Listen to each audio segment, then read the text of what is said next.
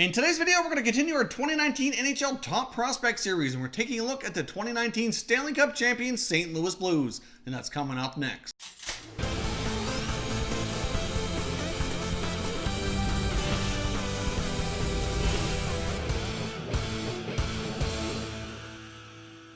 So welcome back here to Top Shelf Hockey. As I mentioned, we're taking a look at our prospect series again today, looking at the top 5 prospects for the Stanley Cup champion St. Louis Blues. Who else do they have coming up here through the pipeline to potentially take future spots between the coming season and the years ahead to kind of keep this team competitive and in the mix here for potential future championships as well? Keep in mind as we go through each player, you're going to see a slide on the screen with some statistical information as well as biographical information. All that stuff comes from EliteProspects.com. Is a great resource for you to get all kinds of great information on the NHL's top prospects. Now let's jump in and take a look at the top 5 prospects. First up, we have 2019 second-round pick Nikita Alexandrov. That was the first pick of the draft for 2019. Of course, they were lacking a first-round selection, but Alexandrov is a smart two-way forward with quick feet and very quick speed. His game is a mix of skill and power. Kind of can play the power forward type of game, but it certainly has the hands to go with it here to make him a skilled player as well. Not afraid to drive the net hard, and also can finish with the goal scoring in around the net as well. For his age, he has a pretty decent defensive game, so we can certainly call him a two-way forward. He was a German-born player who moved over to the Quebec Major Junior Hockey League in 2017. Last year with his second season in the queue, putting up 61 points in 64 games played. Then he added 7 more points in 6 playoff games. He signed his entry-level contract he wins this offseason shortly after being drafted, which for a second-round pick doesn't always come so quickly, but obviously they're quite high in his abilities and want to get him under contract. Now, he'll likely play 1 more year of junior before turning pro likely next year. Next up, we have defenseman Scott PERUNOVICH, who's a smaller left-shot defenseman who likes to use his skating to overcome his lack of size, but his skating certainly is by far his strongest attribute in my opinion. He's a terrific skater with a lot of offensive upside. He doesn't have a big booming shot from the point, but he's certainly really strong at getting it through. He's got a very accurate shot, and he knows how to get it through the crowd to get it on the net. He went undrafted in both the 2016 and 2017 NHL Draft, and then PERUNOVICH entered his first season of NCAA hockey, looking to get himself back on the radar of some NHL scouts. As a freshman with the University of Minnesota Duluth, he did that. PERUNOVICH put up 11 goals and 25 assists for 36 points in 42 games. He then helped the Bulldogs to the national championship and took home a bunch of personal hardware as well. He was then drafted by the Blues in 2018 during the second round. That terrific season also got the attention of USA Hockey, and he was part of their Team USA at the World Junior Championships in Buffalo. He put up a goal and 2 assists for 3 points in 7 games and helped Team USA to a bronze medal. He does draw some comparison to Flyers defenseman Shane Gostisbehere and how he moves around on the ice and his abilities. Not going to say he's be exactly like Gostisbehere, but that would probably be the NHL player that he's most compared to. Next up, we have 2018 first-round selection Dominik Bokk, who's a 19-year-old German-born player who's been playing the last few years in the SHL in Sweden. He's got pretty good size at 6'2", around 180 to 185 pounds. He's a highly talented winger with strong one-on-one ability, quick hands, and he's a very creative passer. He's also got a wicked shot that sometimes gets criticized for not using enough, but he does certainly have a great shot. Bokk has outstanding stick handling ability and has incredible hands. He pairs this with a very good vision and passing skills. He's got very high-end hockey IQ. He always seems to make the smart play with the puck as well. He doesn't really seem to make a lot of mistakes out there. Always makes a high percentage play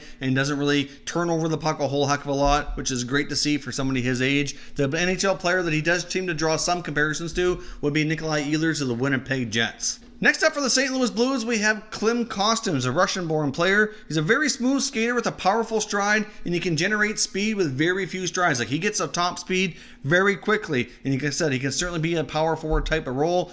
Through his junior days, he certainly was a very offensive player who can also provide that physical spark for his team. He played for Russia at the last 2 World Junior Championships, and he also now has 2 pro seasons under his belt at the American Hockey League. Now, so far his offensive game has had some struggles to translate at the AHL level. He currently projects to be probably like a third-line type of player. He's certainly a very useful player out there. He's a good leader on the ice. He's certainly becoming better and better all the time, but really I think for Kostin, likely could be a third-line checking forward is kind of where I see him projected to be. He's a type of player you could probably put out there on just about any situation. He could play the PK, play in the final minutes of the game and need a strong defensive forward out there. I do see Kostin being that type of guy. Like I said, he's a great leader, physical play. I just don't see him having a high-end offensive offensive abilities that he did when he was younger. So far, like I said, in the AHL, he hasn't been putting up a lot of points, which is likely the reason he hasn't had much of an NHL opportunity. But we will see here. Obviously, the Blues were the Stanley Cup champions. There's not a lot of room on our roster right now, so he's likely going to spend some more time in the AHL this year. Now, next up is the St. Louis Blues top prospect, in my opinion, and the player I think is most likely to get himself an NHL opportunity this year out of all the players we've discussed here today. And that's 2016 second round selection Jordan Kyrou. Now, Kyrou did get a little bit of an opportunity last year along with forward Robert Thomas. Both of the guys were kind of rumored to be, likely have a good shot at making the team. Thomas was able to stick and get into a lot of games, whereas Kyrou got a small sample sizing and then went down to the American Hockey League. Now, Jordan Kyrou can be described as a really smart player. He certainly reads the game very well. He's got good hockey IQ. He's a strong skater as well and accelerates very quickly, and certainly is not afraid to drive to the net. He transitions to offense tremendously well off turnovers and off the rush, and he's very dangerous with the puck. He displays excellent puck control and has a quick release with his shot.